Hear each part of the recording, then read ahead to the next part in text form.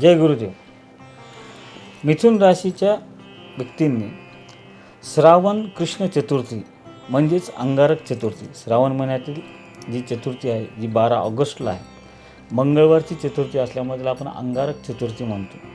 या दिवशी तुमचं मनोबल वाढण्यासाठी, तुमची मानसिकता स्थिर होण्यासाठी आणि आत्मबल वाढण्यासाठी, जे काही इमोशन्स आहेत, ज्या काही भावना आहेत, की जे काही मनाची चंचलता आहे ती स्थिर होण्यासाठी, जर तुम्ही या अंगारक चतुर्थीला जर गणेशाच्या पुढील मंत्राचा 108 वेळेस जप केला तर तुमच्या कामाच्या ठिकाणी, व्यवसायाच्या ठिकाणी, नोकरीच्या ठिकाणी तुम्ही जे काम करताय त्याचं आउटपुट तुम्हाला चांगलं मिळेल आणि त्याचं क्रेडिट पण तुम्हाला मिळेल आणि घरामध्ये सुद्धा मन स्थिर राहील आणि घरातलं वातावरणसुद्धा आनंदी आणि उत्साही राहील.